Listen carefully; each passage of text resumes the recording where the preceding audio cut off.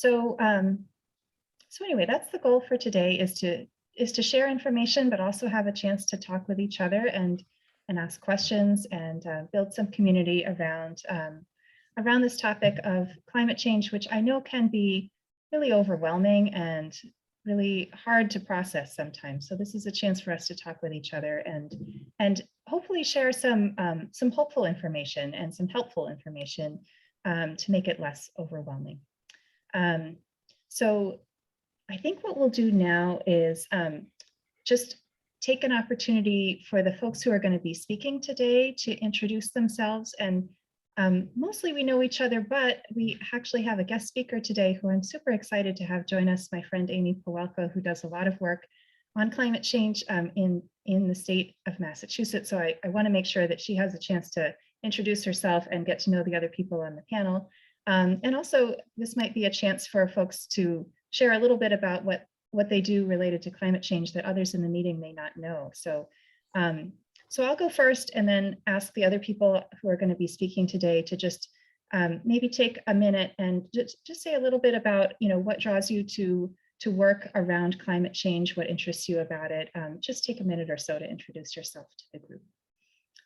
So I'm Tracy Dyke Redmond. I have worked on environmental issues for my entire career and have worked on issues related to energy and climate change, I would say, primarily in the last 6 or 7 years, and really have learned a lot more about issues related to state policy in the last few years. So it's been a real learning opportunity for me. I work for Eversource and work on the energy efficiency programs in our state. Eversource is the local utility, and as I'll talk about later, we help run the local energy efficiency programs in our state. So I've learned a lot in the last few years, and I'm excited today to share some of what I've learned with all of you. And I think, climate change is the environmental issue of our time. I always knew from when I was coming up that I wanted to work on environmental issues, but this is really, I would say, all environmental issues are important, but this is the one that seems to me most pressing and the thing that compels me the most that I think we need to work on. So I will now turn it to you, Amy, to introduce yourself. Great, thank you, Tracy. Hi, everyone. I'm Amy Pawelka.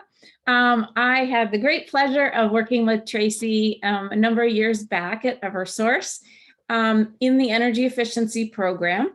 And prior to that, I worked with the State Department of Energy Resources looking at municipal efficiency and the Green Communities program, if folks have heard of that. Currently, I'm doing some volunteer work. I live in Framingham. I'm organizing a group in our community to try and push our local government to take more action on climate change. I'm also the vice chair of the city sustainability committee, and I volunteer with one other group, a group of communities, and I'll tell you more about that. One thing that would be helpful for me is if folks maybe want to put the town they live in their chat. In the chat, Tracy said everyone is in different communities, so that's pretty interesting to me. Great to meet all of you. Thank you, Amy. Maybe, let's see, do we have Catherine on the phone yet? I know she was going to be joining us, but I'm not sure if she's here yet. Not yet. Let's go on to Karen, if you could introduce yourself.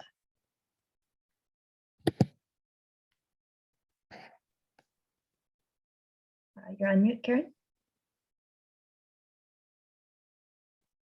I was muted. Sorry about that. Yeah, I'm Karen Steiner, and professionally, I'm a coach, and I specifically help people who have compulsive overeating disorders. And I used to have one myself. I'm recovering. But I also consider myself to be a food activist, because one of the things I started doing pretty early on when I started this journey about 10 years ago is I started looking at the bigger picture, how the agricultural industrial complexes manipulating us into making some pretty bad choices. So I will be talking about today how to make sustainable food choices. So Thank you, Karen. Let's see. Laura, are you on the phone yet? I know we're going to be joining, but maybe a little bit late. I might not have Laura yet. How about Lucy? Do you want to go next? Sure. I'm here because I have an electric car and I'd love to talk about them. I also want to say, especially with the vigorous encouragement of my daughter, I am always being reminded that of how crucial collective action is. And individual actions are great, but I'm very happy that Catherine's going to be talking about the collective aspect as well.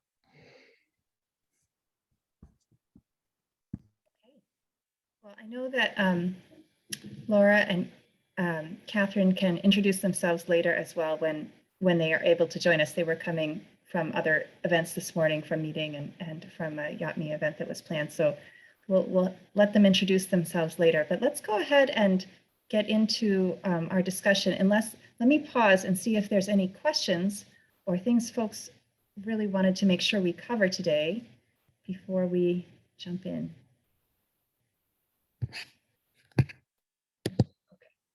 I'm just checking the chat. Thank you everyone for putting your communities there. I know that'll be helpful to Amy when she talks about local municipal work. So I'm going to now jump into talking about state level policy activity. And for each of these topics, we're just going to talk for about 5 minutes. So really try not to overwhelm you. And we're going to talk about state policy activity for about 5 minutes, and then municipal work for about 5 minutes. And then we'll stop for questions and discussion. And then we'll pause and then move on to the other topics. So let me go on to state level policy activity. See if I can make this go down. There we go. All right. So as I mentioned, I've been learning a lot about this myself recently, and wanted to share some of what I have learned with you. There's a lot going on in Massachusetts right now. It's really exciting, actually, to me.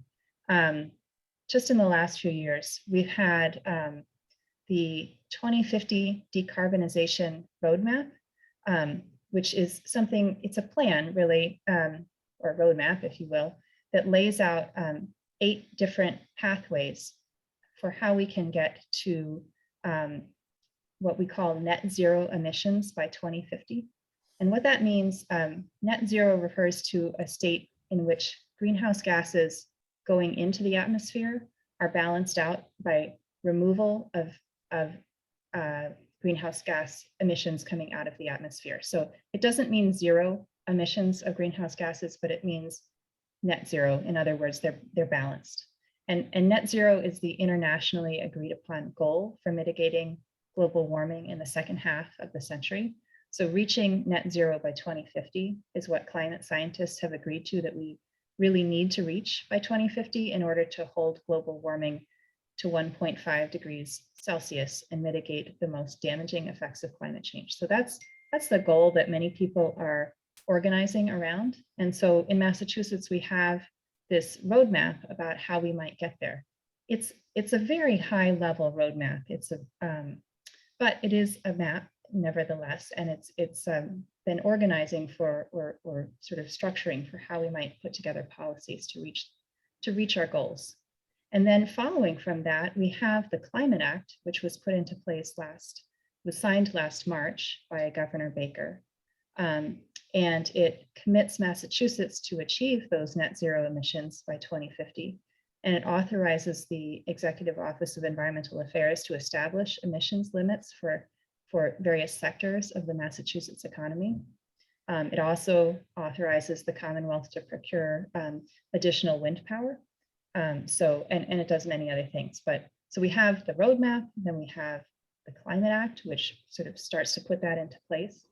And then we have the Clean Heat Commission, which Governor Baker established in September. And that is basically a multi-stakeholder effort that tries to start to think about, specifically with heating in buildings, how do we start to move away from fossil fuels and have long-term greenhouse gas emissions with regard to heating fuels specifically, which is a very difficult challenge. So that Clean Heat Commission is going to be meeting throughout this year and going to be advising the governor. And then we have the Future of Gas effort, which is, I would say, another very challenging and I'm sure very controversial effort. But this started when the Attorney General filed a petition to the Department of Public Utilities, initiating an investigation, asking that we start to think about what is the future of gas in our state. Gas is really important as part of our future of reducing greenhouse gas emissions.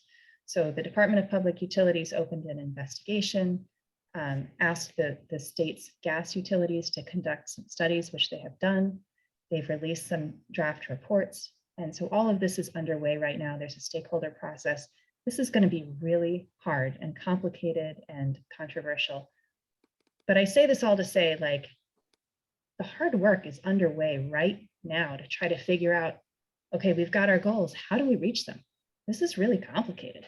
Like, this is changing entire industries. So it's an exciting and interesting time. And I will stop there and turn it over to you, Amy, for talking about municipal level work.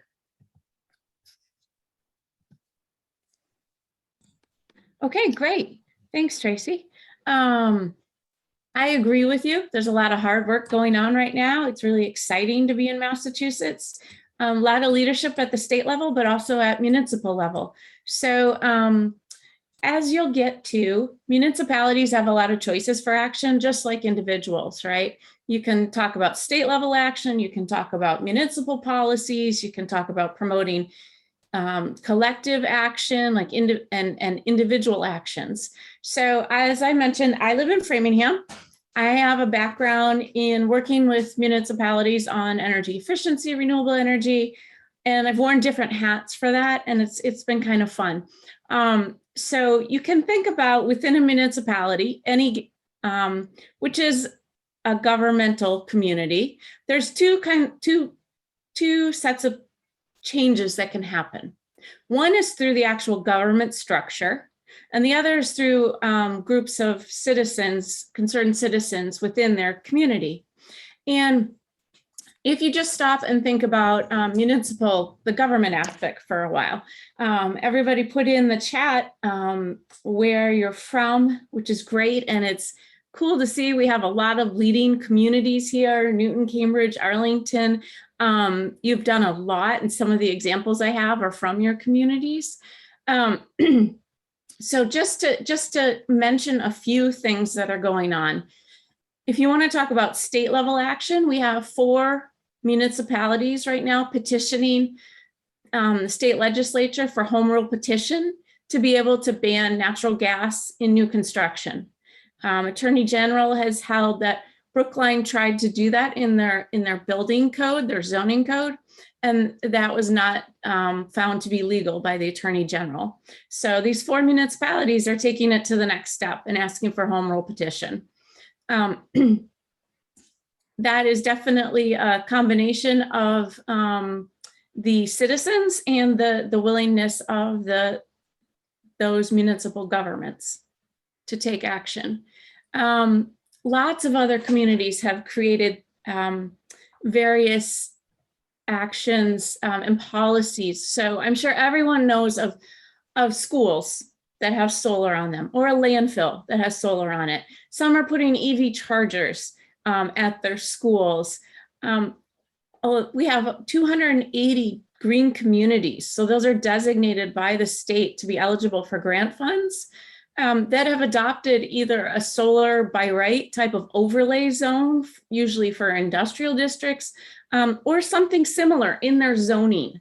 So there's fundamental like government policies that are being changed through state policy. Going back to installing schools, solar on schools and EVs and stuff, not every community has that. I'm in Framingham. We don't have any, but we see all our neighboring communities have them. And that creates a real conversation and something to ask for of our municipal government. So what is really cool about Massachusetts is that municipalities lead other municipalities. Newton and many other communities have something called community choice aggregation, where they go out to bid for electricity on behalf of their residents. And in that way can increase the amount of renewable electricity in their electric mix. So Newton has done an amazing job and is up at 60% renewable energy for the electricity being used. And everybody was pretty amazed at that finding. And it's not like twice the cost. It is at par. It is, similar cost. So that's really exciting. There's lots of other communities that want to do aggregation. In comparison to that 60%, the state mandated current percent is 14%, I believe. So, there is some that's mandated by the state, but not where a lot of people want to be. And then one other thing I should mention about municipalities has to do with the Mass Save program. They have been really recognizing the power of municipalities to lead and in particular to reach out to specific communities within various towns and cities. So they have piloted a 2-year program of which Framingham participated to promote energy efficiency, and now are continuing this as something called a community first partnership, where providing a lot of materials to the municipality and or community groups to do outreach about energy efficiency, and in particular to folks who may not have participated previously. So a lot of homeowners have heard of Mass Save and, probably have had insulation and such. But what we found is that a lot of renters, a lot of lower income folks and English isolated communities, they don't know what Mass Save is. They don't know that it's necessarily, they're already paying for it and they don't know that. So there's really a lot of work to try and let them know about something they're already paying for and, make their homes a little more efficient if possible. Okay, the last thing I want to mention, and this one goes with a website, is I am doing some volunteer work with a group called Mass Energize. And give me 1 second, I'm going to try to share my screen. What we do, okay, I'm sharing the screen. So this is a nonprofit formed about 2 years ago that's now working with around 20 communities. What I'm showing you on the screen is one of the tools that we've developed. We have 2 major tools. The first is a customizable web platform for communities to use themselves. And in this example, I've shown one of our faith community, the Jewish Climate Action Network, since I'm speaking with the faith community. This is the home page. And so what this group of people have done is decide what's important to them and put their mark on it. And then they have a conversation place to go to with their members. So this is the homepage, and just really quickly, there's a couple of key things that they can do. They can post the content. You can set a community goal, whether that's actions or households or carbon. And hopefully this is big enough for everyone. And then you can talk about upcoming events, for example. So they've posted, they have an event coming up about heat pumps. And then not only does it give you the outline, but you can really get into the details of how do I get something done? Like, okay, I've heard about these Mass Save energy assessments. How do I go get one? This is the action page. This community has chosen to post each of these actions on their page so that their community has these resources. And if you click into an action, you'll find all kinds of details about it. Exactly how to get there, steps to take, things different people have said about it. And then if you really want to learn everything there is to learn, or nearly get started on that, there's a deep dive. So basically it's a tool for everyone to use to communicate. If you think, I know someone had had this. How did that work again? Who do I call? And so they can take action. You can make your own list with actions you want to do or done. And we have a teams function also where you can join different teams and compete against each other or collaborate to see who can gain the most carbon. So that's the big outline. And the other thing that's really exciting about Mass Energize is that we host a monthly communities meeting. And I was mentioning how much communities learn from one another. And you see it in these meetings. It's really cool. For the most part, it's a mix of actual community governments and community groups that are not based with the government that work with us. And so it's another tool that's out there in Massachusetts, and it's another network, and it's really growing. And I continue to be inspired all the time by many, many communities. So that's all I wanted to show you today, and just planting, some ideas in your brains. Happy to take questions. Thank you so much, Amy. Yeah, let's stop here and see if anyone has questions either on what you just presented or on state policy level questions. Just see if there's anything from the group. You can either raise your hand or put it in the chat. Go ahead, Chris. I don't have a question, but I did want to comment. I live in Newton, and Newton has, as was mentioned, implemented a clean choice energy program. If you live in a community that has done that, I encourage you to check your electric bills once in a while. We have a solar array, which provides about 85% of our power. And I didn't notice for a few months that our electric bill was actually higher than it should have been, in my mind, because I had been defaulted into a high cost per kilowatt hour program. And I went and actually chose the Newton selected program. I don't know how I got into it. I'm just saying it's worth, after you think you're in it for a month or two, to make sure that you're paying a kilowatt hour rate that you're comfortable with, given the options available. And it's quite easy to see what those options are and to change your choice if that's appropriate, just before it surprises you. That friend speaks my mind. That happened to you? Yeah, also in Newton, same Oh. issue. And it kind of brings up how, is there like a central resource for people who are in communities that have the community aggregate electrical to get a good, like, how does that work? Like, how do we actually do it when we go hands-on, So, Susanna, do you want to answer that, or are you in Newton also, or?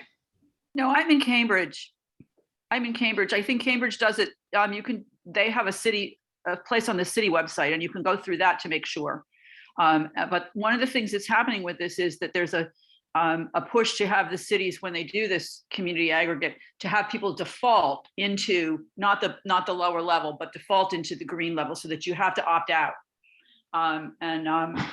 So if you're a regular ratepayer, when that's started, you get automatically put into it. You don't have to go and choose it, but you can go to the higher level of 100%. In Cambridge, I think the basic is like 60% renewable. So you can opt up at 100%. And that happens like right through the Cambridge website. I don't know what they do in Newton, but. Yeah, so some of the technicalities are that the municipality goes out to bid for its residents, and it typically selects a couple of tiers. Like Susanna was saying, like, there's a regular tier of a little, maybe 5% more renewable energy than the grid, because you want it to be really cost comparable. Then you can go up to a higher level of renewable energy. And sometimes that costs more, sometimes it doesn't. Newton found it didn't. Natick has one time found it costs more, one time not. So the prices jump around just like anything else on a instant market thing. And then a lot of communities will offer that 100% renewable energy option. And what the community decides to do in terms of which option the residents are automatically enrolled in is up to each community.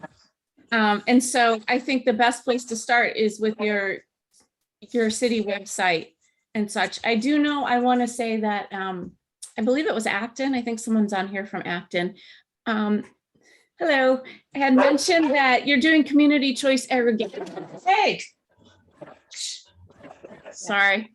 And they had said that the lower income rate were able to get the increased amount of renewable electricity at the same rate as at a comparable rate as the lower income folks. So it was just a really interesting innovation, and Lowell is doing something innovative. There's just a lot of innovation in this space. So it's really a cool tool. It's one of the most effective tools that a community can have, honestly. I just want to point out the issue for me in Newton was there were a number of providers which offered 100% green at different rates. So I chose a provider that was, the cost literally was about a third of what I was, so if it was, I was paying 50 cents a kilowatt hour and the going market rate is something like 13. So it was, closer to that. But it was and there does get to be, Chris, a lot of confusion in this market, and the Attorney General has ruled on this, because not only can communities do this, various companies can do that, and they'll call you up. I'm sure everyone's had those calls, like, oh, switch to us. We'll give you, 5 cents a kilowatt hour. And they do for 2 months. And then you're paying 50 cents a kilowatt hour. You have to opt into those. If your community is doing municipal aggregation, when it initiates, you are automatically enrolled. You have to opt out. So if you are taking an action on your own, just be very aware of who you're actually enrolling with. It's confusing, very confusing. For what it's worth, for Maureen and anyone else interested in Newton, I just put the website in the chat. Thank you, Michelle. And so you're a little bit quiet, Michelle. So I don't know if you can boost the volume on your microphone. I will try. Is this any better? Yeah. Mhm. I just need to not lean back. Thank you for telling me. Thank you. I notice it's 1 o'clock, so I'm going to suggest that we move on to our next topic. And Amy, thank you so much for joining us. This was wonderful. Thank you for sharing this information with us. And if folks have thank other... you. If anyone has questions, just send them on to me. Happy to connect people or what have you. Thanks all. Bye. Bye. Take care. Okay, so now I think we're going to move on to Catherine and talking about the need for collective action. So Catherine, I don't know if you have anything you want to share on the screen or if you just want to talk. No, I don't have anything for the screen. I'm just going to talk. I will start off by saying that when I heard that we were going to talk about individual actions that we can take for the climate, I resisted a little bit, and that's because of my my life experience of trying to figure out how individual action fits into climate concerns. Climate change is really scary and really heartbreaking, and I spent a bunch of years striving for individual perfection in my own carbon footprint, and I figured out that we're caught in a system that we didn't create. We're still caught in it, but no matter how perfect we are as individuals, we are not going to stop the climate crisis all by ourselves individually. So I just want to invite everybody to like kind of to a particular lens for looking at the individual actions that I know that some people, when they hear about individual actions, start feeling guilty, like, oh no, I still have a gasoline car, or I still, eat a certain thing, I still eat meat or dairy or whatever. I feel so guilty, and I just want to invite everybody to see it in a different way, which is more like, I would call it participating in the world healing itself. So God is hard to define, but for me, a way that I see God is as the glue that holds the universe together, as the process of healing and regeneration of life, creating more life. Um, and if our individual actions come from that place, then they not only help heal the earth, but they can also heal us instead of depleting us. So I would just invite people to use that way of seeing when we're thinking about individual actions that we could take, and rather than having a frantic or guilty outlook about this, which is so easy to do in such a scary situation that the earth is in. I would suggest that we see these as ways that we can participate in our own little tiny way. You know, we're like little ants, and each one of us can do a little bit. And if we do things together in a coordinated way, we can do more. So, you know, there are things that we can do in our own lives and our own homes, and those are life-giving to the degree that they connect you to the source and that they help you participate in healing for the earth and for yourself. And there are also collective actions that we can take. You know, the national level, like the global level collective action can seem really discouraging as we see these climate conferences happening and the commitments, you know, not being what they need to be. And as we watch our national politics, which is just yikes right now,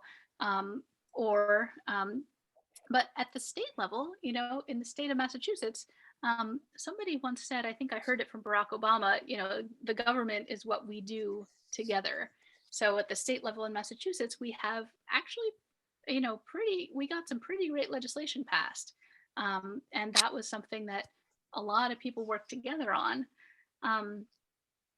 You know, and also when you hear collective action, you might think of, you know, protests together. I know that was a picture that I saw on the screen for collective action, that, you know, you can be blocking pipeline construction, and that's really powerful, and especially to the degree that it comes from that place of spiritual grounding and participating in healing, rather than a, you know, freaked out, frantic, guilty place. So yeah, I just wanted to kind of add that framing. And I was invited to talk about residential solar, which I do know about in some detail. So if you want to put solar panels on your home, I'm totally happy to talk about that. I also currently work for an organization, a nonprofit called HEAT, HEET, that's working on the gas transition that Tracy mentioned. You know, moving away from burning fossil gas in our homes and toward other ways of heating and cooling that are actually sustainable and don't involve burning fossil fuels. So I'm very interested in that and happy to talk about it too. Yeah, if you're interested in those things, feel free to, you know, catch me afterwards or some other time. But yeah, just wanted to invite everybody to participate in the Earth's healing and in your own healing as we listen to and think about ways to take action on the climate. That's it. Wonderful. Thank you so much, Catherine. I That's can't a hear really you. important perspective. Do folks have anything they would like to ask or share before we move on? Scott? Yeah, I just love to echo Catherine's point. And I think in a way that it's a visible individual action sort of gives your neighbors permission. Mhm. Like it could be the solar panels, could be walking your kids to school, riding a bike everywhere. You know, I've tend to work a lot in transportation stuff at the local level. And it's also pretty well demonstrated. If you got more people, you know, walking and biking, it actually becomes safer on a per capita basis because it forces everyone else to look out for them. So I think, you know, the visible individual actions may not seem like that, but they're setting an example that your neighbors will notice.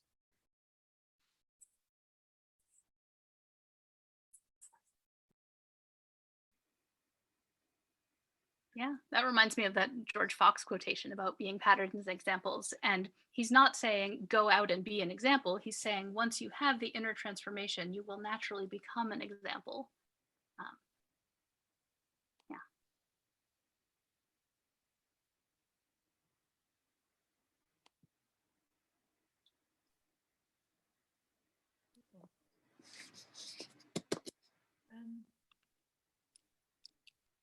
Were there other thoughts?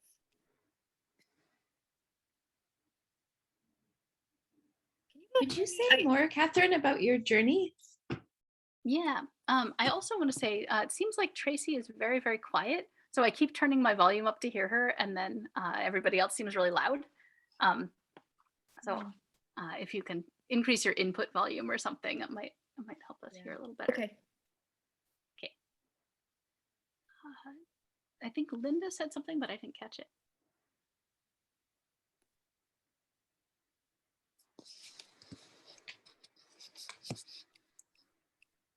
I think it was Linda who just said she wanted to know more about your personal journey, Catherine. Yeah, well, I'm happy to talk about that, but I'm also conscious of the time. I know that Tracy has a very well-planned agenda, so I want to make sure that that I'm not jumping in on something else or taking up time that should be for something else.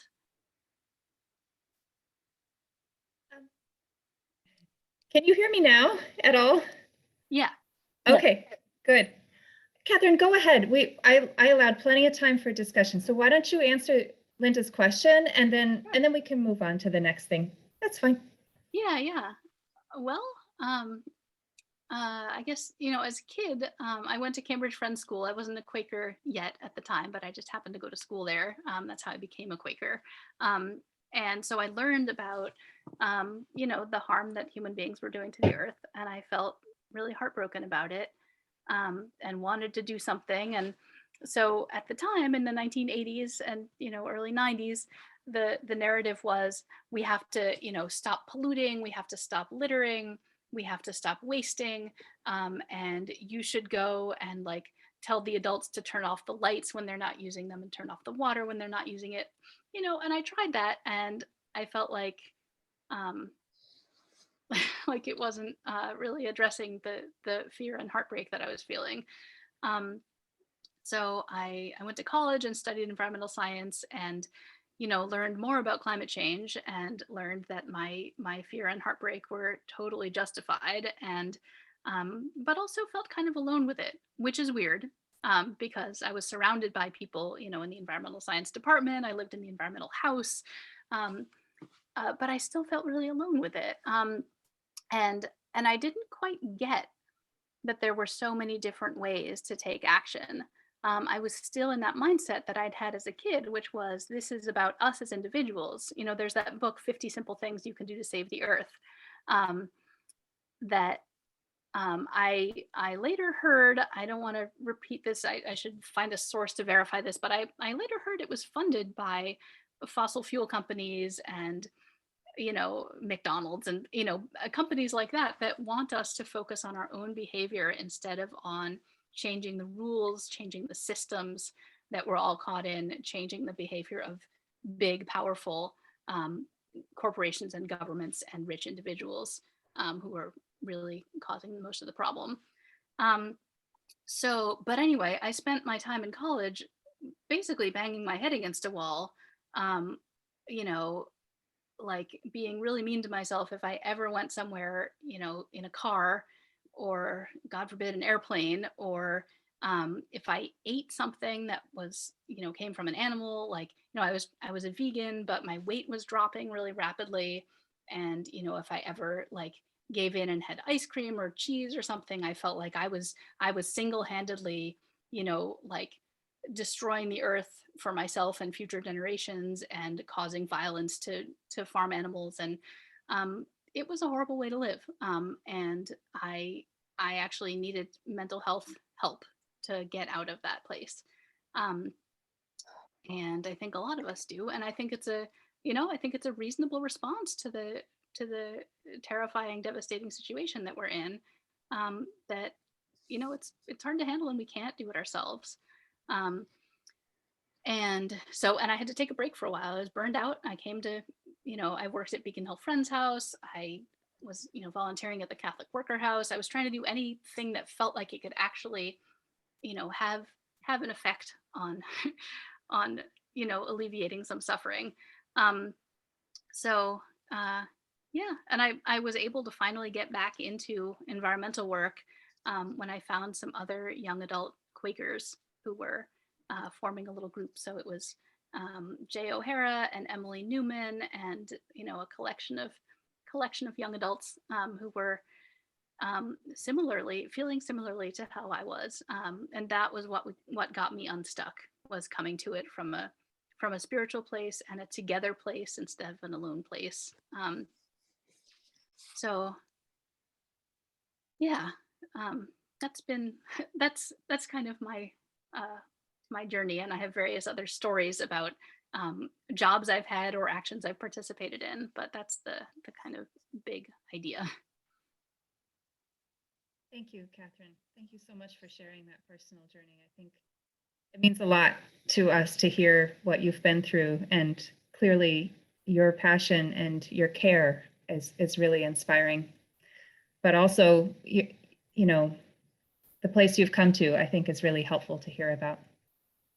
So I'm going to bring us back to the presentation, but I'm sure that people will have more questions for you. Okay.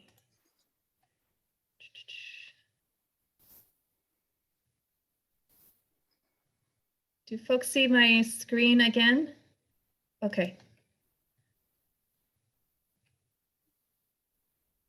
Okay, so on this page, I have just put a few ideas, resources for collective action, for advocacy and engagement opportunities. And I will not pretend to be an expert in these. This is more based on, research that I've done rather than actions that I have taken myself. But there are a lot of opportunities and ways to be involved here in Massachusetts and locally in Boston. So, one group that I feel really good about overall, and I feel like their policy work is solid, is Mass Audubon. So they have a webpage, which I've put here, and I can share after this workshop, which has information on legislative updates, as well as green power options and municipal power aggregation, which we were talking about earlier. Also municipal climate vulnerability preparedness. There's a state program for that, which is not so much about reducing greenhouse gas emissions, but preparing for inevitable climate change, and how do we prepare ourselves and our towns for that. So anyway, really helpful website, I think. And they have ways that you can contact your legislators. So I think that's a helpful web page. There's also the Massachusetts Climate Action Network, and they have several policy initiatives. Their Facebook page seems relatively up to date, and they're focused on things like municipal utilities and their work, which, just for folks who are not aware, we've talked about Mass Save in this presentation. That's sponsored by the investor-owned utilities. The territory of the investor-owned utilities like National Grid and Eversource, Liberty, et cetera, those don't cover the entire territory of Massachusetts. There are some parts of Massachusetts that have municipal utilities, and so they're sometimes called municipal light plants. Anyway, the Massachusetts Climate Action Network is focused on those, which tend to be smaller and sometimes have less resources and are less efficient. So that's kind of interesting. They're also doing some work on the Peabody peaker plant. Peaker plants are less efficient generation, like electric generation facilities, and an East Boston substation siting issue. And then there's the Boston Climate Action Network, and they're doing a lot of really interesting things. So I put their website up as well. So anyway, just some resources for ways to get involved if folks are interested. Any questions about these before we move on? Okay.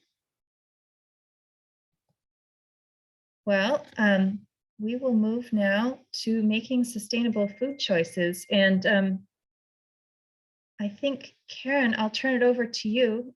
And you have some slides or information you'd like to share? Yeah, yes, I do. Okay.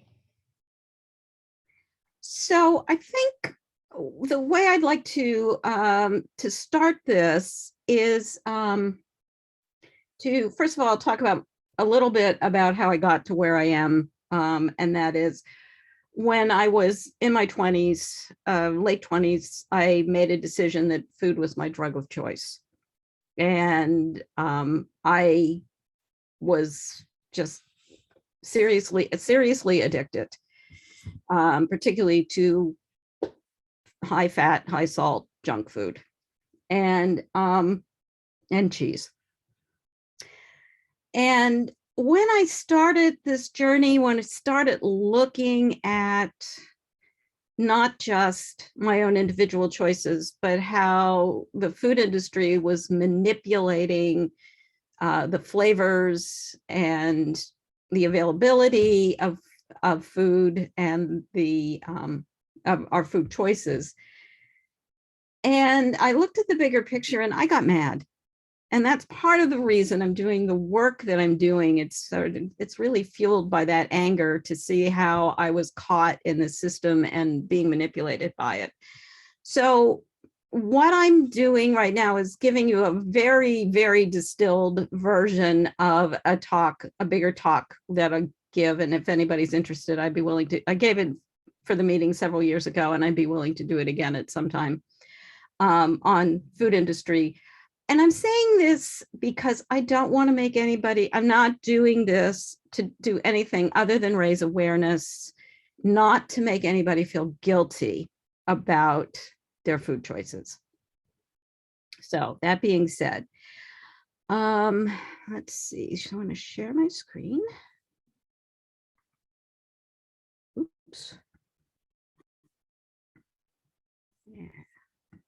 So the first thing I have here is it's pretty elaborate greenhouse gas emissions by sector, and the agricultural sector is right here. But the reason I use this one is to really look at how complex it is and how much overlap there is. For instance, you've got some food over in this area here under industry, and there's also some here under energy use. So it's, but roughly our food industry takes a little bit more than 20% of carbon emissions, or is responsible for 20% of carbon emissions. And if you look at the breakdown, animal-based foods have a larger carbon footprint than any others do. If you look at the top of this, particularly ruminant animals, excuse me, because, and then it's actually compounded because we're feeding them food that they weren't designed to eat, namely corn and soy, and that acidifies their rumen and means that they're essentially belching and farting more than they normally would. And that is producing methane, which is a greenhouse gas. And unfortunately, sorry to say, chocolate and coffee are also pretty high on the list. But if you look, I think eggs are the lowest here, and then everything else below is vegetable based. And but I also want to say that carbon footprint is not solely the sole environmental impact of our food system.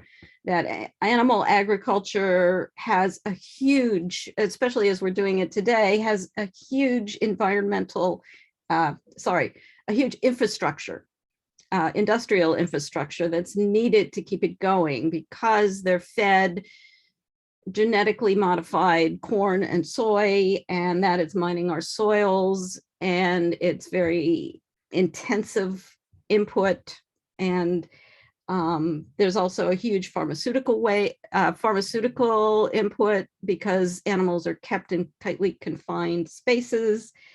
And then it's dealing with their waste. And we can't use it as fertilizer because it's so laced with pharmaceuticals that there's really not much to do with it. So that being said, oh, and the other thing I just wanted to point out, this is another impact of our agricultural system. This is the Gulf of Mexico. This is the Mississippi Delta over here. And this is from NOAA. And this is a dead zone that appears in the Gulf of Mexico every summer. And it's the result of agricultural runoff from the Midwest. And you can see over the years, some years it's worse than others. The goal is down here, and actually, I think 2000 was the only year that actually got below that. And you notice there's a goal that's the bar is set low, but it's not zero. So one of the reasons I want to talk about what we can do as individuals, because every one of us votes with our fork 3 times a day. And when I was eating Cheetos and chips, I was supporting that industry. So we collectively can do something if a lot of us are making decisions, like to eat less meat, to not buy Cheetos. So anyway, I feel that this is Michael Pollan's advice: eat food, not too much, mostly plants. That is really to make sustainable food choices. That's what we need to do.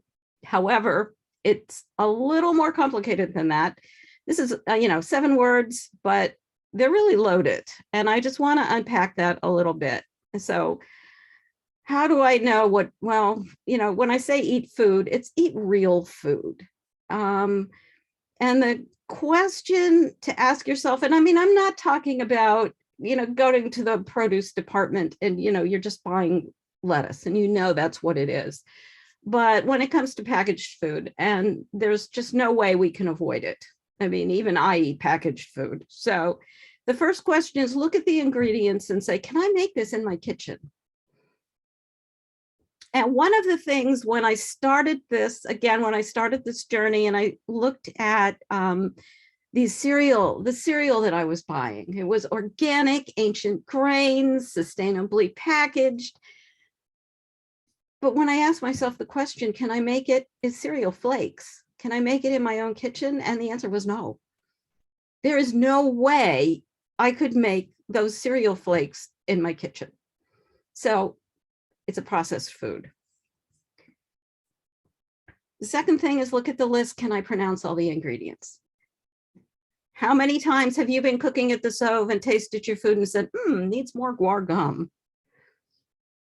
Really love those mono and diglycerides. I know it's just, there's so much that's added to our food. So, do you understand what it is? Can I pronounce all the ingredients? That's the next guideline. And the last one is be wary of words like organic, natural, or any health claims that are made on the front of the package, because that is designed to manipulate you into thinking it's healthy. And actually they've actually done studies and found that if people perceive their food as healthier, they will eat more, regardless of whether they're hungry or not. And I actually have this that I pulled out because Scott picked this up at Costco. Sorry, Scott. These strip waffles. And let's see if I can. Anyway, they're these claims on the front of they're cookies, right? The claim, low glycemic, good source of fiber, prebiotic. They're cookies. The first ingredient listed is chicory root fiber. Boy. This is an example of how packaging tries to manipulate you. Another good example is Fruit Loops. Fruit Loops actually has in the front of the package a good source of whole grains. Anyway, so the next, not too much. I think eat when you're hungry and stop when you've had enough is it's a good guideline, but if you have a lot of emotional baggage with food, that's really hard to figure out. And I could do a whole workshop just on that. But that's pretty much, there's no portion control needed. Just, you know, if you're eating real food, eat when you're hungry and stop when you've had enough. The last thing, mostly plants, is just going back to this. If you look at the environmental impact of animal products, it's a lot heavier. And I'm a vegan myself, and but I'm a whole food vegan, not a you can be a junk food vegan pretty easily. And I think a lot of the meat analogs that have been put on the market these days are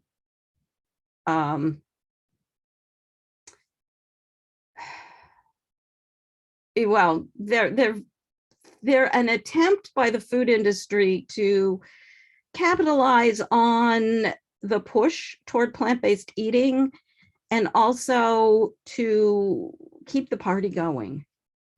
And one of the things that I've been looking into that I haven't found enough information on yet is the carbon footprint of all the extra healthcare that we're consuming because of the way we're eating as a society. And because there's a another huge infrastructure that's needed to support that. And I haven't been able to get any data on that yet. I've actually contacted a couple of researchers at some universities and nobody has gotten back to me. So the last thing I want to talk about is there was a book out called Cows Save the Planet. And I haven't read it. I glanced at it maybe about a year or two ago. And I feel like my first impression of it was that it was probably funded by the meat industry to make you want to believe that it's okay. I have heard Joe Salatin speak, and Joe Salatin is a sustainable meat farmer in Virginia, and he engages in sustainable practices, but he'll be the first person to tell you that it's not the kind of thing that you can do on a large scale. So that being said, I can open it up to any questions people have.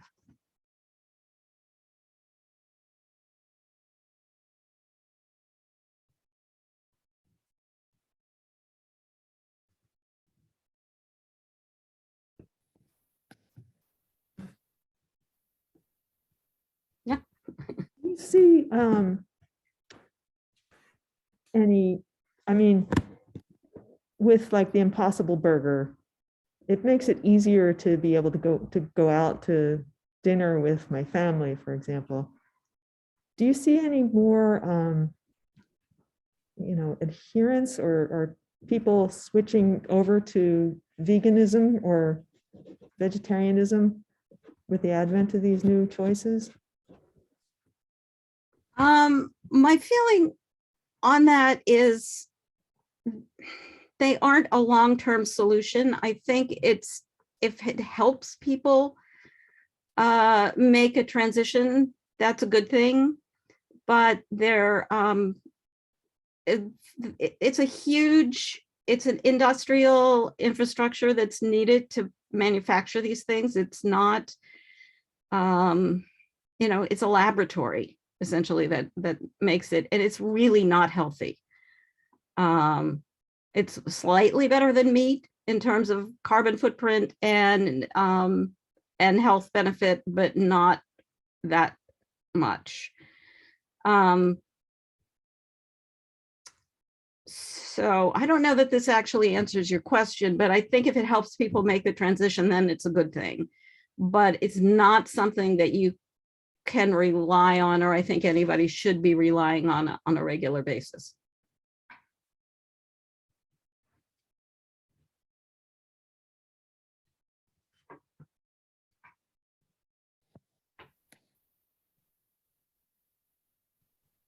Well, thank you so much, Karen. Really interesting.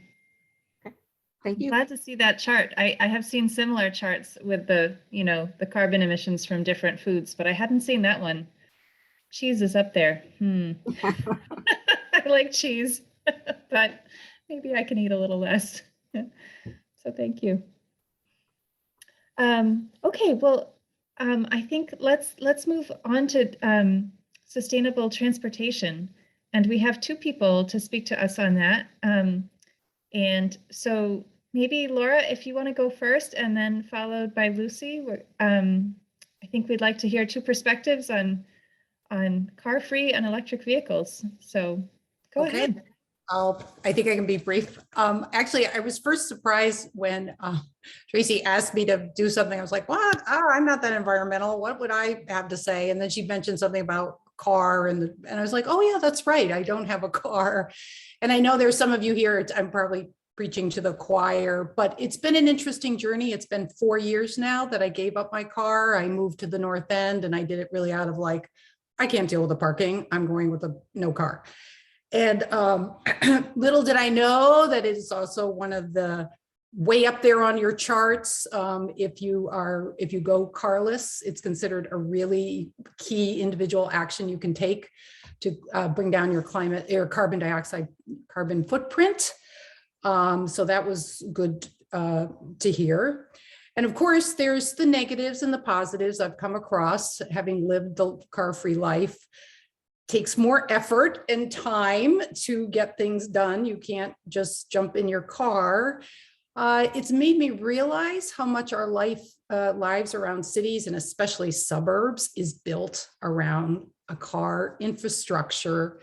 We live, many of us, in a place where to live without a car seems almost impossible. I mean, I'm fortunate, I'm closer to downtown and I have more options, but it is an interesting thing to, I think, just say, oh, what would happen to me if I had to give up my car all of a sudden and get places without a car, and think a little bit about how things are set up that force you to always need a car. And I read 50% of American cities it's pavement for cars, kind of thing. So, I've been much more aware of the public transportation system and things that can support you without a car. And the other thing I found is the difficult carrying stuff. And a lot of times when I go shopping, what I care about more is the price, is how heavy is it? And a few times I've rented a car to go somewhere, I go to the supermarket and I buy heavy stuff because it's like, I can get heavy stuff to my house. So those are some things I've really stood up to me which are negative, and it's raining and I have to go out. Now, the positives are it's less expensive. I actually did not get a car because I was worried about expenses around my housing. And I said, well, there's a place to save money. So I stayed it away. I'm not fighting about parking. I did not have to shovel my driveway, just a path, because I didn't have to worry about my car. I feel too also because I've had to be on public transportation more, I'm more aware of it. I pay attention to it. I feel like I'll rally around things. There's the T's got a few new things coming up with fares. And I feel like if you're not on the transportation system at all, then you're less likely to care about it. Of course, you get more exercise, as I can go to my doctor when he says, are you getting enough exercise? I says, oh, yes, I have to walk everywhere I go. And then the other thing is I found too, by walking, I don't get as many things done, but the other side of it is in a nice way. And I've slowed down and I don't try to get so many things done. And I've just really appreciated nature and being outdoors more. I don't have to go to, far off and, hike in a park. I just like walking in my neighborhood and seeing some birds I wouldn't have noticed if I was driving down the street. So those are the things I think that are positive about giving up a car. So the next thing I was just going to mention is I think it is also a time where there's a lot of support for a car-free life. And I've come across some of these, and maybe people know others that I'm not even aware of. So the first thing is, public transportation. And the T-Trip Planner is my best friend. I go on there and it's a really great app. You say, I'm here, I want to go there, I want to arrive this time. And they'll tell you all 5 or 6 options of what you can do. So I would challenge you someday to actually go on the T-Trip Planner and put in, where you are and say, oh, I'd be curious. Could I go to South Shore Plaza on the T? Just see what they say, kind of thing. 2, on my phone, I have the transit app, which when you're on the T, it's really great. It's like 5 minutes is the bus, or, you really can, you don't have to stand there aimlessly wondering if a bus will ever show up. You can actually find out better. And of course, I have now fallen into the wonderful moment. I get a senior T-Pass and I only pay half price. So that's been good. And I know a lot of jobs actually help subsidize T-Passes. Of course, if you're not driving your car, you're going to get out your bike and you're going to figure out things on your bike. There's the blue bike, like you have to be in the blue bike system, but that has really come in handy a few times for me to get from point A to B, and I didn't want to walk or whatever, even carrying things. Sometimes I get off the T and my bag is super, super heavy and I'm like, oh my God, I can't walk home with this. And there's a blue bike. So I put it on, I ride home, I stick the stuff on my porch and I ride back to the nearest station and said, well, at least I don't have to carry it all that way. I know people too the e-bikes are really more popular and prevalent, and that's a way to kind of like, oh my God, I can't ride up those hills. So you can do this. I know too that Google Maps has gotten much better with when you ask to go somewhere, you can get a bike pathway. And finally, I've also paid better attention. The T, you can have bikes on the T. It's a little limited your hours, but again, I've made use of that every once in a while. Like, okay, it's raining, I'm not riding that whole way home, I'll go on the T.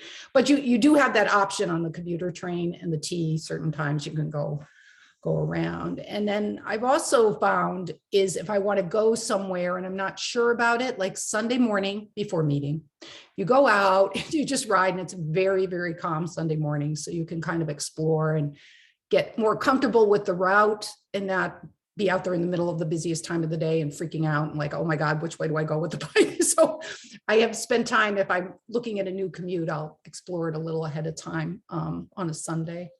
And then finally, now there are the car options. There have been times I've needed a car. I wanted to go camping one time. I can't carry all that potting soil from the garden center. What am I going to do?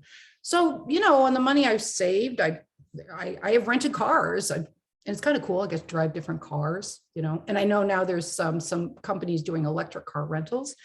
Zipcar, I have a Zipcar membership, and that has come in handy here and there. And, bottom line, okay, I'll take an Uber once or twice. I mean, I know there's plus and minuses of all that business, but I'm just mentioning all this because it's like, maybe it sounds scary, but there's actually more out there, more resources out there to give it a try. So I think the final thing is if one isn't ready to really try it, it might be interesting to try okay, I'm going to do, this day or this week, I'm going to pretend I don't have a car and just see what happens to you and try to figure some stuff out. But and the final thing is interesting. I talked to my family and they're like, so when are you going to get a car, Mom? And I'm like, at this point, why do I need to? I'm fine. I'm doing okay.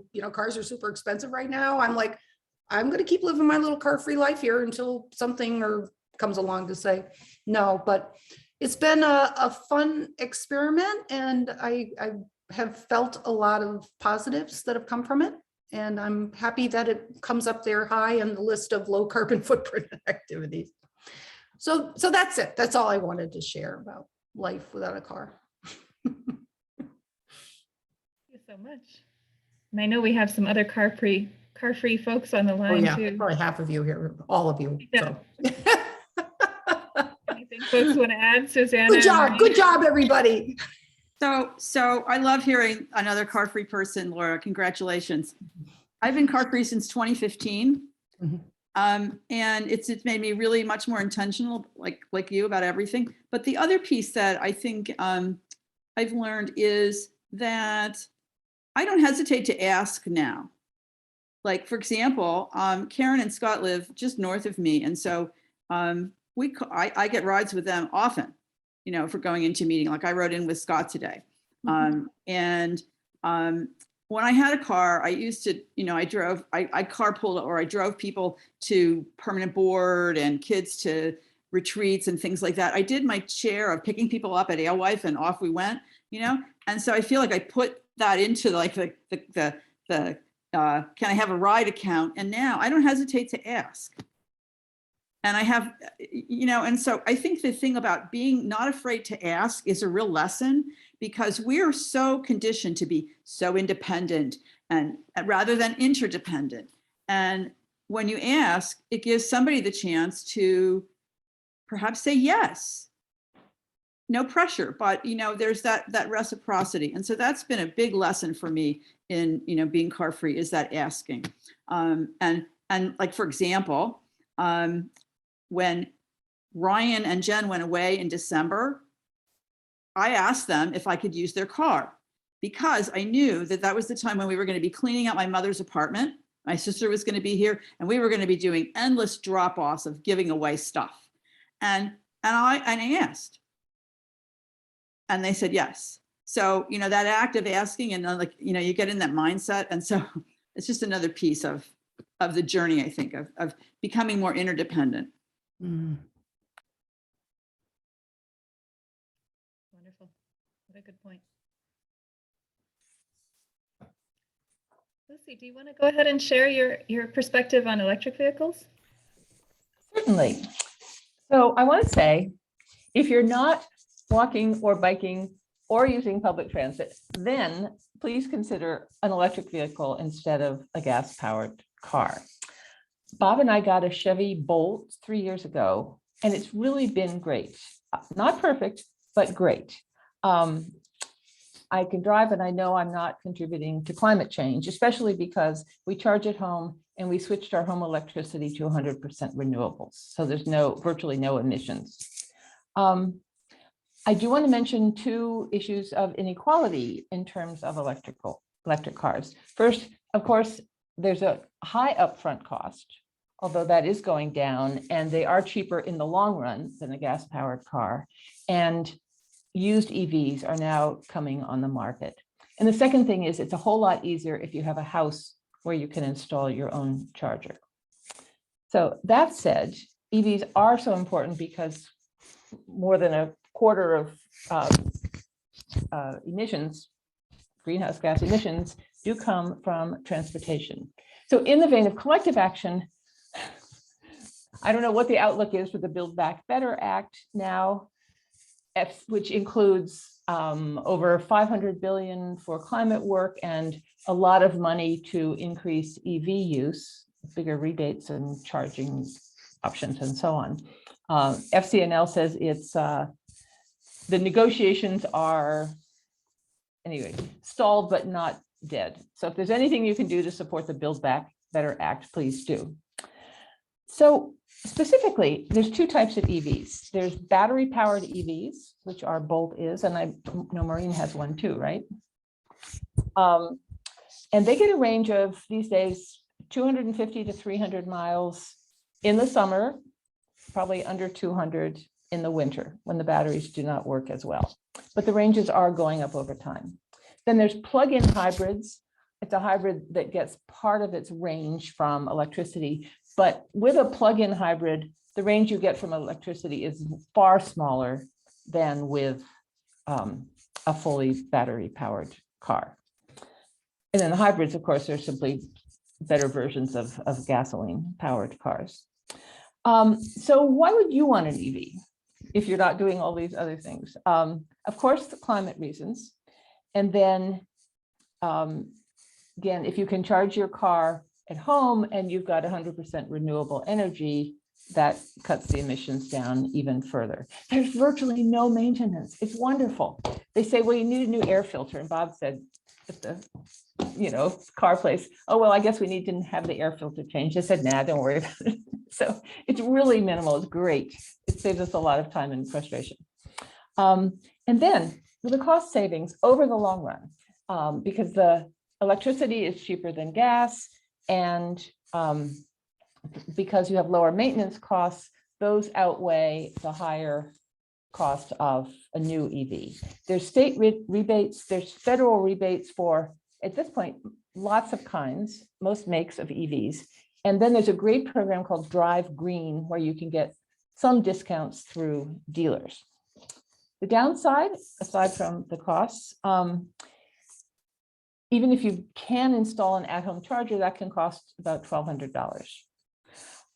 It takes time, but I have found, as people said about other transportation, when I know we're going to need to stop for an hour to recharge, okay, we can wander around and go into the, the little shop in West Brattleboro, whatever, where that we never would have seen otherwise. I've gotten to know a little bit the people at the Harley Davidson place outside Concord, because they've got an EV charger. It takes you places you didn't expect to go.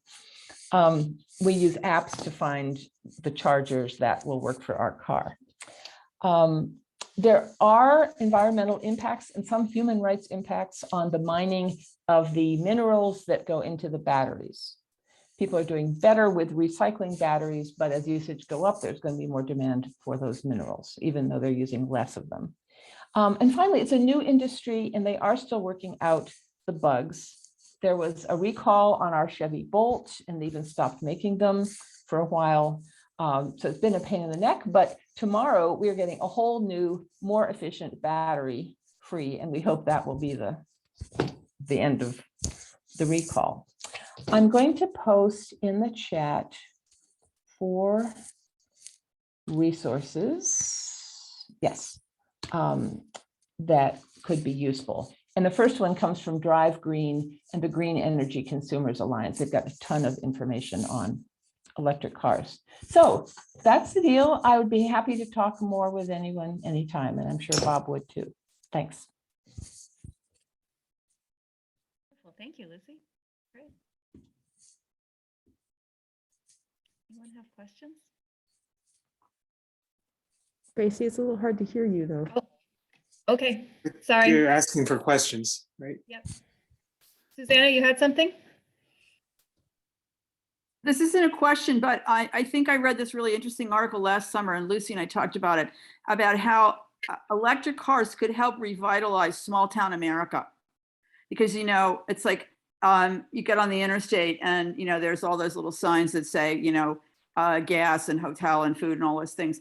And imagine like this universal like EV thing. And then you go into this small town, you park for an hour, you have lunch, you might go into a store, it's like Lucy said, takes you into these out of place places. And like small towns can go in together and set up charging stations to attract people.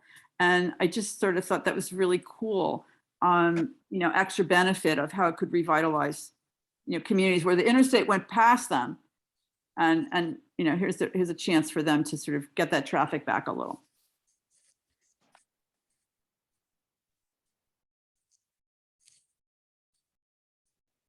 Wonderful. Okay.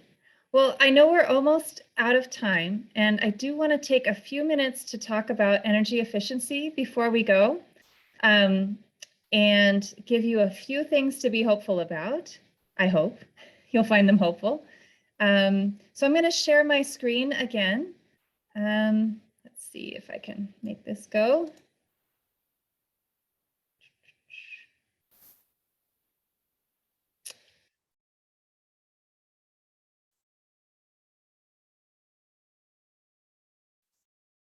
Do you all see my screen? Okay, good.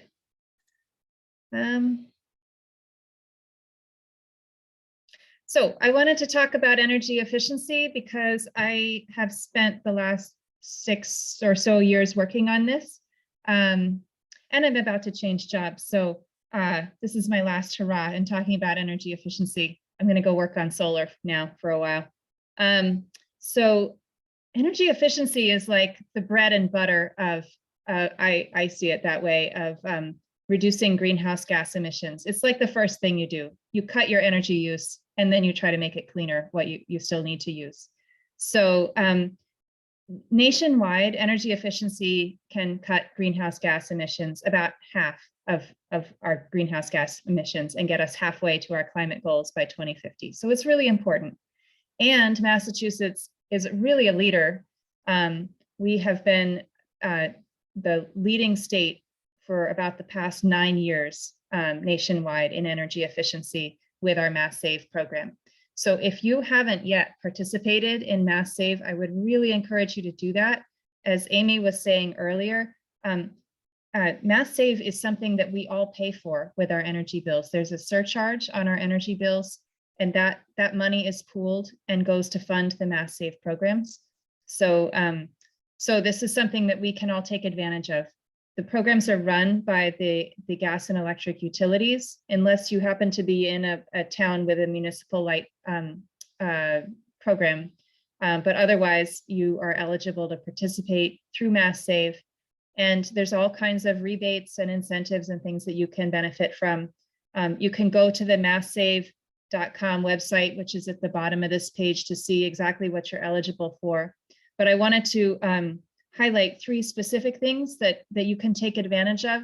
And you may have done some, but not all of them. And the incentives have recently changed. We've just started a new 3-year plan. So even if you've participated before, you might not be aware of the current incentives that just started in January. So the first thing, the best thing to do is to weatherize your home if you haven't already. You can do that and get, for very minimal cost. It's basically putting in insulation in your home. It makes sure that the warm air doesn't leak out in the winter, and that the heat doesn't come in the summer. And so that's the very first step and a good thing to do, and it's not very expensive at all. The next thing to consider doing is electrification. That means putting in heat pumps. There's several different kinds of heat pumps, and there are massive incentives to do that right now. If you heat with oil or propane, it's probably going to be less expensive to have a heat pump. It's more efficient.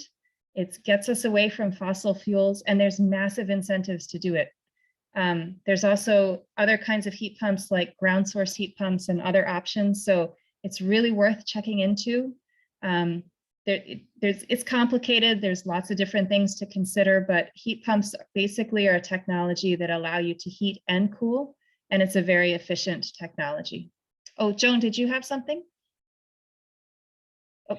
Yes, I have been looking into those for a while, and I keep hearing different stories about how they are or are not able to really take care of heating in the winter in New England.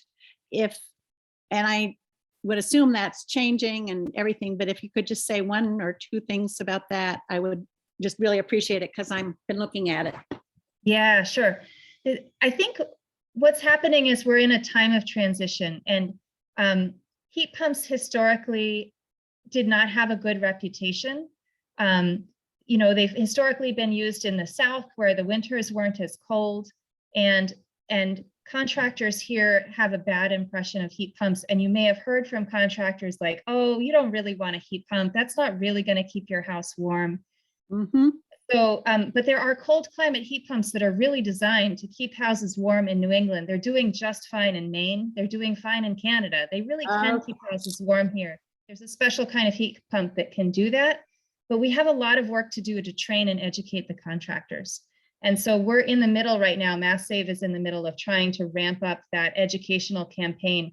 The contractors are nervous. They don't want to be called back to try to fix a heat pump. They hate that.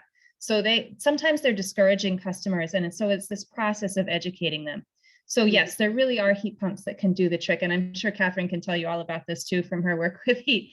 But so there really are heat pumps that can work. And it does take getting a trained and qualified contractor who can look at your house and look at the specifics of the heat setup that you have there to make sure that they get something that's going to work in your house, but it can be done. Thank you. Thank you. Yeah, sure. Yeah. Yeah, it's worth getting an auditor to come to your house to check it out. The last thing I'll just mention, and folks may be a little bit less familiar with this, is demand response. This is a whole new thing. You may not think about it. It's when you use your electricity, the time of day. Are you using your electricity in the morning or in the evening or in the middle of the night? It makes a big difference because we have to build our electric grid for the peak hour. We have to have a grid big enough to power the whole system at the hour when the most people need it. Right now, that's usually an afternoon in August when everybody has their air conditioning cranking. That's going to change when everybody starts putting in heat pumps and is turning them on in the winter to heat.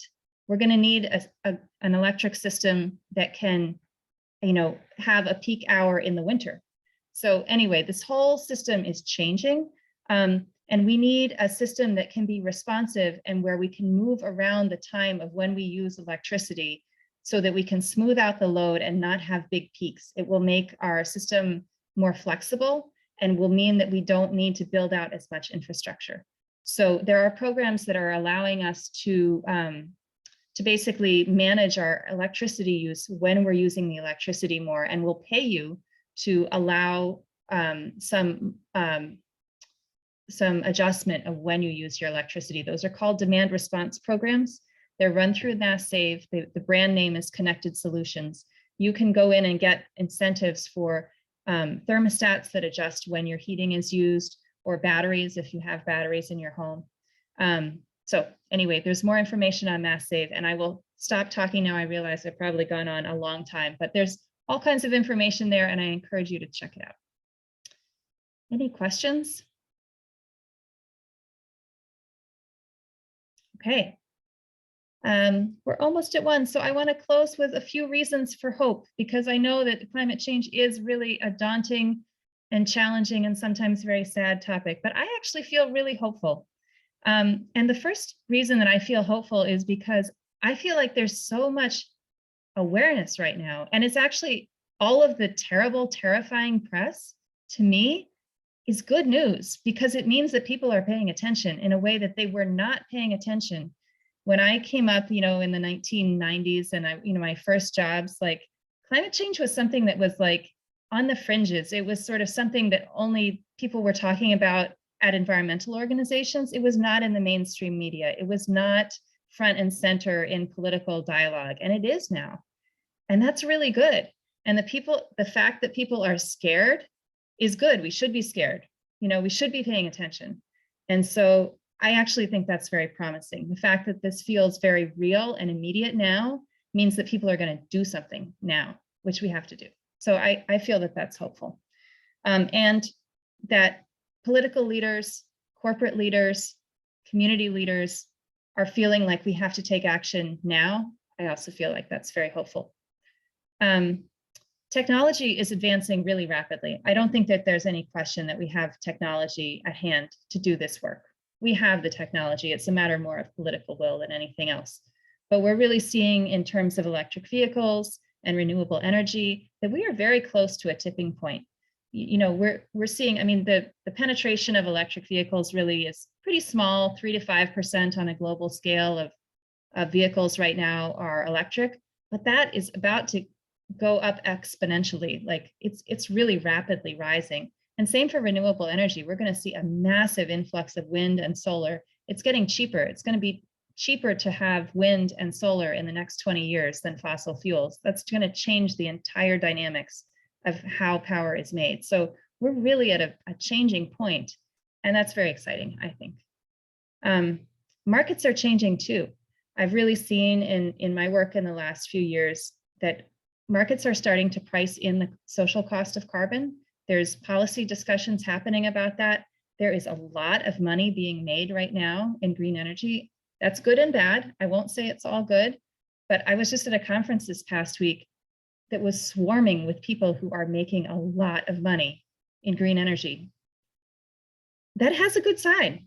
That means there are people lobbying in Washington, lobbying, Republican leaders like Bill Manchin, telling him he needs to support green energy. Like when there's money to be made, there's forces at work trying to make that happen. So I think there's good in that, and it will make things happen. There's bad in that too, like markets don't care about people, and markets don't care about equity, and as Catherine said earlier, we are all caught in a capitalist system that is breaking things. So, you know, it's good and bad, but there's a lot of power here in terms, things are changing rapidly. And I do think that there's some force for changing the way things work and for calibrating and adjusting what has clearly been very broken in terms of climate change. And the last thing I'll say is that I see that people from many, many walks of life are showing up as climate leaders. And that's, you know, I think the most powerful thing of all. You know, people at the municipal level, people in government, Indigenous people, youth leaders, spiritual communities, like from all walks of life. I think we have seen that people are leaders and are, you know, inspiring us, and that is really wonderful. So I will stop there and just thank you all for being with us today, and for all the people who shared their knowledge and expertise and questions. Thank you so much. It's been really wonderful to be part of this conversation. Yes, Lucy. Thank you so much. It's been great. I really appreciate it. It has. And on behalf of the Right Relations Working Group, Tracy, I want to thank you for doing a lovely job. This was great. And I actually have two questions. One for you, Tracy. Are you planning on sharing the various slides with people? Yes, I can. I did notice, well, I think you had said that when I shared the slides before that they didn't go through very well. I think there's a lot of pictures in there. So maybe what I can do is just share it like a little one pager with the content and not the pictures, and that might go through easier. Okay. And my second question is for everybody here, which is it okay to share this recording on which you may have spoken with the meeting? Yes, Does anybody absolutely. object? Yeah. Okay, then I'll ask the other people and then we can do that. Thank you. Thanks, Tracy. Thank you all. That was wonderful. Have a great day, everyone. Thank you. Thanks. Thank you. Y'all rock. Yeah, thanks so much.